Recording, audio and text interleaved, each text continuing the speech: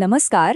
ચાલો આજે એક એવા જોરદાર વિચારની વાત કરીએ જે જ્ઞાન વિશેની આપણી જે સામાન્ય સમજ છે ને એને હલાવી નાખશે. તો ચાલો શરૂઆત કરીએ. અને હા, એક એવા વાક્યથી શરૂ કરીશું જે સાંભળીને કદાચ એમ લાગે કે આ વળી શું, થોડું અટપટું લાગી શકે છે શરૂઆતમાં. તો આ રહ્યો એ વાક્ય. શું વિચારો મહત્વના નથી, પણ શું વિચારો છો તે મહત્વનું છે. જરા વિચારો આના પર. આ આખી વાતનો મૂળ મંત્ર છે. આ એક જ લાઈન ઘણું બધું કહી જાય છે અને સીધો સવાલ ઉઠાવે છે કે આપણે જ્ઞાનને, વિઝડમને કેવી રીતે જોઈએ છીએ. ખાસ કરીને આ વાક્યનો પહેલો હિસ્સો. હા, સુવિચારો મહત્વના નથી. આજ તો ખરી વાત છે. આ સીધું જ આપણી એ માન્યતા પર સવાલ ઉઠાવે છે કે જે સદીઓથી કહેવતો, સુવિચારો અને રેડીમેડ જ્ઞાન ચાલ્યું આવે છે એ જ બધું છે. પણ સવાલ એ છે કે આવું કેમ? જાણીતું જ્ઞાન જે વર્ષોથી ચાલ્યું આવે છે એ કેમ મહત્વનું ન હોઈ શકે? આ જ સવાલ આખી ચર્ચાનો પાયો છે અને એ આપણને વિચારવા પર મજબૂર કરે છે કે શું બીજાના અનુભવોને ઘોખી લેવા બસ એટલું જ કાફી છે? ઓકે, તો ચાલો આ વાતને જરા આગળ વધારીએ.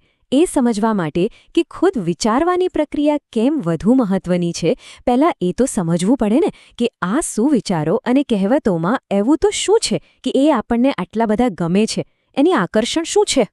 તો જો આ કહેવતોની કેટલીક ખાસિયતો છે. એ જ્ઞાનના શોર્ટકટ જેવી છે. આપણને લાગે કે યુનિવર્સલ છે, સદીઓથી ચકાસાયેલી છે, રેડીમેડ જવાબો મળી જાય, યાદ રાખવામાં અને બોલવામાં પણ સહેલી. અને હા, એક જાતની નિશ્ચિતતા, એક સિક્યોરિટી જેવું ફીલ કરાવે છે. એટલે કે એ પેક કરેલા રેડી ટુ ઈટ જ્ઞાનના ટુકડા જેવી છે.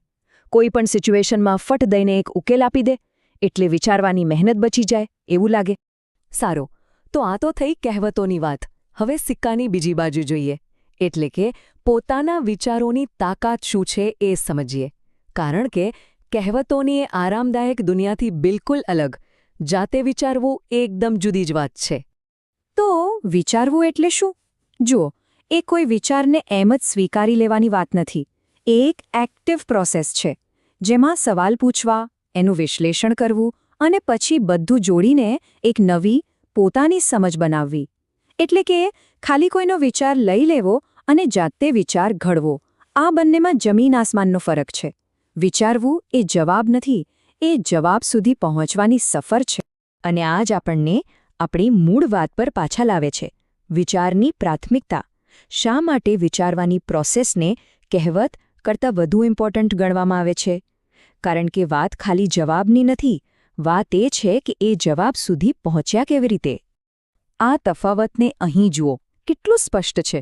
કહેવતો એટલે જવાબ, જ્યારે વિચારવું એટલે પ્રક્રિયા. કહેવતો સ્થિર છે, જ્યારે વિચારવું ડાયનામિક છે, સતત બદલાતું રહે છે. કહેવતો ઉધાર લીધેલી છે, જ્યારે વિચારવું એ આપણું પોતાનું, ઓરિજિનલ છે. એક નિષ્કર્ષ છે તો બીજું આથી યાત્રા છે. સિમ્પલ શબ્દોમાં કહેવત એક ફિક્સ ડેસ્ટિનેશન છે જે આપણને વારસામાં મળ્યું. પણ વિચારવું એ ડેસ્ટિનેશન સુધી પહોંચવાનો આપણો પોતાનો બનાવેલો રસ્તો છે. તો આ વિચારવાની પ્રોસેસ કેવી? એ કોઈ જાદુ નથી, એના ચોક્કસ સ્ટેપ્સ છે. સૌથી પહેલાં સવાલ પૂછો, પછી એને નાના નાના ટુકડામાં તોડીને એનાલિસિસ કરો. એ પછી એ ટુકડાઓ વચ્ચે શું કનેક્શન છે એ જુઓ, અને છેલ્લે આ બધામાંથી એક નવો પોતાનો વિચાર બનાવો. આખી પ્રોસેસ છે સવાલથી શરૂ થઈને સર્જન પર પૂરી થાય છે. ઓકે, આ બધું બરાબર. પણ આનો આપણા માટે શું મતલબ? આ બધી વાતોનો રોજબરોજના જીવનમાં શું ફાયદો? રેડીમેડ જ્ઞાન વાપરવું અને પોતાનું જ્ઞાન બનાવવું, આનો ફરક આપણને ક્યાં અસર કરે છે? તો આનો બોધપાઠ એ છે કે સાચી સમજણ છે ને એ ખાલી જવાબો ભેગા કરવાથી નથી આવતી. એ જવાબોને શોધવાની જે આખી પ્રોસેસ છે એમાં ભાગ લેવાથી આવે છે. સાચું મૂલ્ય એ નથી કે કેટલી માહિતી છે, પણ એ માહિતી જાતે બનાવવાની ક્ષમતા કેટલી છે એમાં છે. જ્યારે કોઈ જાતે વિચારીને કોઈ નિષ્કર્ષ પર પહોંચે ત્યારે જે સમજણ મળે છે ને એ એકદમ ઊંડી અને સાચી હોય છે. તો અંતમાં એક સવાલ જે આપણે પોતાની જાતને પૂછવાનો છે. હવે પછી કોઈ વિચાર વાપરવાનો છે કે પછી કોઈ વિચાર બનાવવાનો છે? શું આપણે ખાલી બીજાના અનુભવો ભેગા કરતા રહીશું કે પછી પોતાના અનુભવોના સર્જક બનીશું? આ વિચાર સાથે જ આજે આપણે અહીં અટકીએ છીએ.